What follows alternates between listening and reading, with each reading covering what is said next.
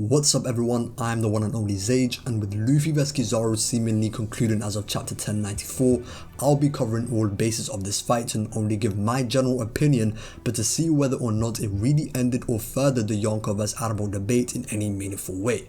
Before we delve into it though, be sure to smash the like button and subscribe to the channel, as over 80% of you that clearly enjoy the content aren't subscribed, so a sub would be greatly appreciated. Just before we start, it's best that we address the elephant in the room about this fight, which is Luffy for some odd reason not using Adv Conq's haki consistently. It has become increasingly more difficult to discern when certain conquerors are using the advanced level or not, unless there's fodder being knocked out due to the exuding haki, or it's just flat out stated. There's always the small room for argument or interpretation that a conqueror is or isn't using Adv Conq's haki. This is completely the fault of Oda, as for some reason he has an obsession with using black lightning as the visual indicator for literally anything and everything, whether it be Conq's haki related or not. Manga is a visual medium, so if the writer can't clearly illustrate their power system and causes confusion for the readers, then the mangaka has failed in that regard. My interpretation when it comes to this subject is that for the most part, Luffy didn't use advanced conquerors against Kizaru. I believe Oda chose to hold Luffy back because there's no way he could logically write the fight that he ended up writing without Kizaru using his potential awakened abilities. After all, Gear 5 using advanced conquerors is the power it took for Luffy to defeat Kaido, so for Kizaru to equal that power with just basic light abilities would be pretty ridiculous. Not to mention that Kizaru made it very clear before entering the island that he would be suppressing his power, as he says to Tomorrow that the more the Marines destroy on Egghead, the more losses they'll be taken. So it was made very apparent that Kizaru was going to hold back versus Luffy, so Oda I guess just held Luffy back as well so he could draw a fun fight. So with the prefaces out of the way, we can start with chapter 1090, as that's when Kizaru first makes his move. After discussing the details of the mission with Saturn, Kizaru uses Yata no Kagami to travel to the entrance of the Labo phase where he clashes with Sentomaru. Due to Kizaru taking action, Luffy shivers as he senses someone very strong approaching them.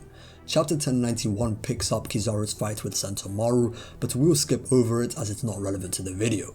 After Sentomaru is defeated, Kizaru takes command of the pacifistas and orders them to sink the sea beast weapons that had been attacking the Marines. As Kizaru infiltrates the Labo phase, he reiterates the checklist to keep safe for his mission, which are the power plant, Punk Records, and York. The only person that needs to be eliminated is none other than Dr. Vegapunk. It doesn't take long for Kizaru to find Vegapunk, however before Kizaru could take action, Luffy announces himself and attacks him. Kizaru casually blocks Luffy's kick, and given the black lightning emitting from only Luffy's side of the clash, Luffy arguably coated that kick in Conq's haki. Luffy tells Kizaru that his crew has become 100 times stronger than 2 years ago, essentially saying that things won't go the same as they did back in Shibondi. Some time passes as the Marines have made their way to the Frabio phase at the beginning of chapter 1092. We return to the fight with Luffy transforming into Gear 4 Snake Man, and Kizaru is fast enough to keep up with this speed. While Kizaru blocks and clashes with Snake Man's attacks, he credits Luffy for displaying power that would justify the news that he had defeated Kaido.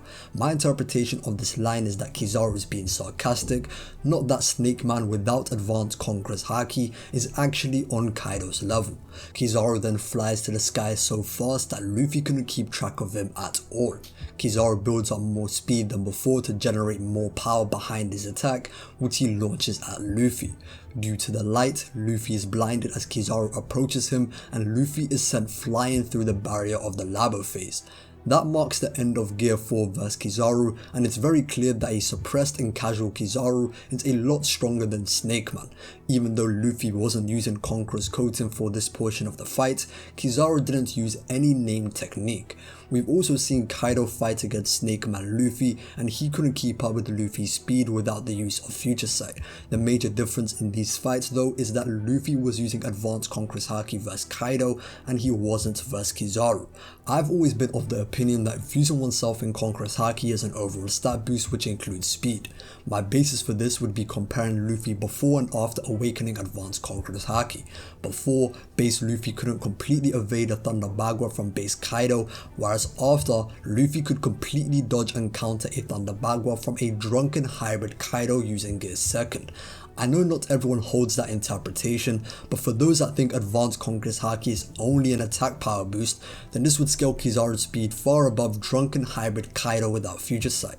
Anyways, now that Luffy has seemingly been dealt with, Kizaru approaches Vegapunk to eliminate him, but Luffy returns to the fight using Gear 5 and grabs Kizaru. Luffy says that he thought he was going to die from passing the laser barrier twice, and some people tried to downplay Kizaru by saying that the Labo phase is stronger than him or whatever, but if anything, it's just a testament to Kizaru's ability as the laser barrier was created based on his delve-through. Chapter 1093 kicks off where things ended with Gear 5 grabbing Kizaru. Luffy swings Kizaru around and throws him off the island entirely. As Kizaru is being swung around, he looks calm and composed, and he has the same look as he's about to fall into the sea. It's kind of funny how even against an emperor who has cartoony gag-esque powers, Kizaru is out trolling Luffy. Kizaru uses Yasakani no Magatama to split into many light beams in order to return to the island. Kizaru merges these light beams together in order to create many clones, and each of these clones can use his Ami no Murakumo sword. One of the clones manages to cut Luffy's cheek, and Luffy tries to take the clones out using his Dawn Whip technique, but this wasn't an efficient method.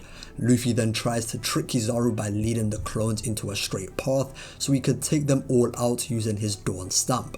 However, Luffy was the one being tricked all along, as Kizaru had already left to find Vegapunk since he activated his clones.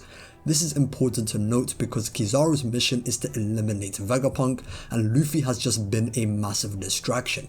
He isn't fighting Luffy to put him down for good, but to get past him and eliminate Vegapunk. On the other hand, Luffy is fighting to hold off Kizaru in order to protect Vegapunk and allow the rest of the Straw Hats to escape. Kizaru then spots Vegapunk escaping and he shoots a laser at the Vega Tank 8, but Luffy intercepts the laser, eats it, and then dispels the laser from his body, which he said burns him. That just goes to show you how ridiculous Gear 5 is.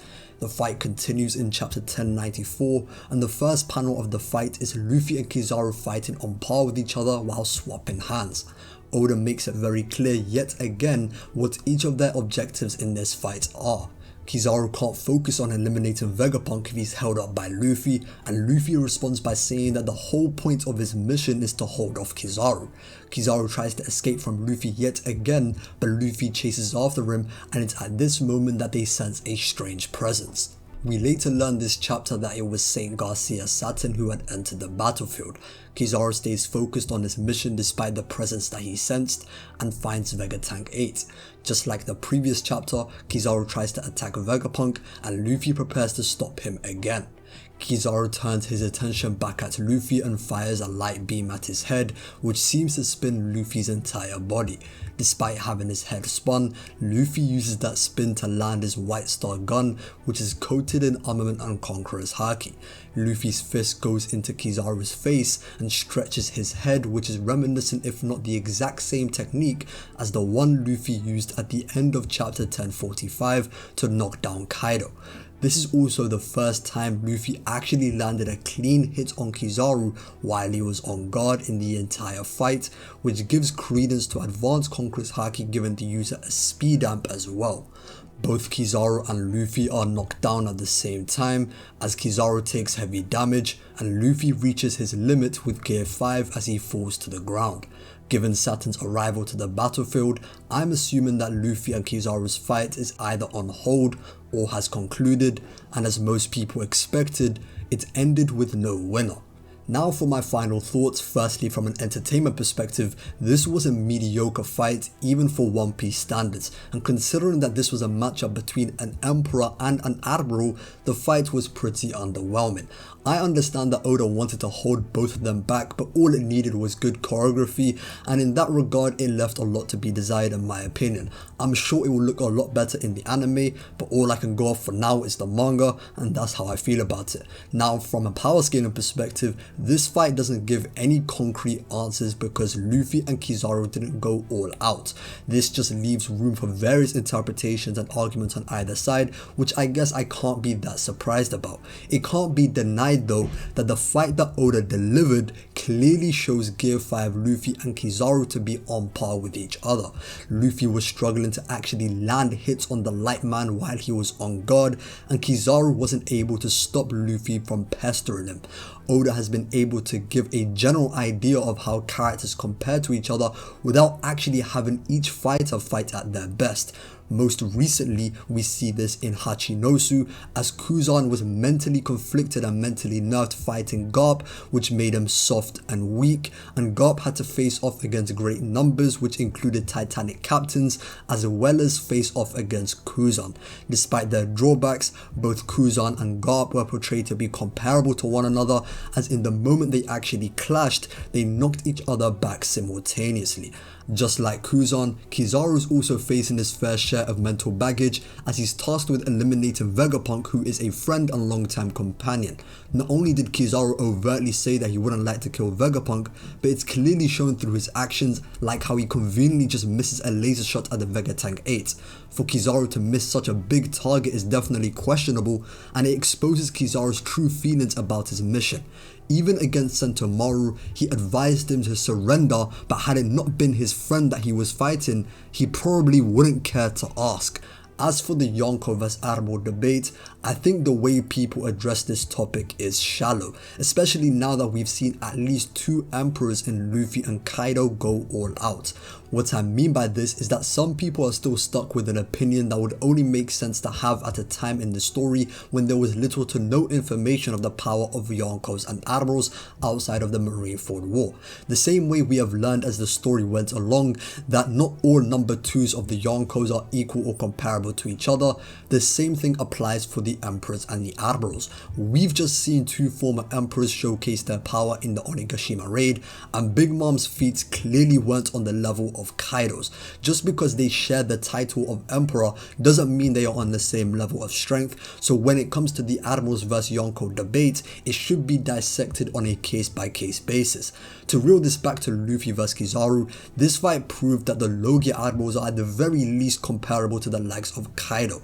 Whether or not you think Luffy actually surpassed Kaido or not, it can't be denied that at this point Luffy is neck and neck with Kaido in terms of power.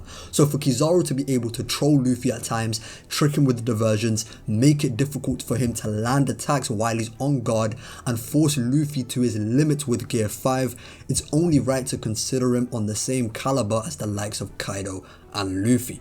As much as people will say neither of them went all out, which is true, by the end of the fight, Luffy used more of his power by using Advanced Conquest Haki at least once, if not twice, and a couple named techniques, whereas Kizaru was mainly combating Luffy with clones and basic attacks.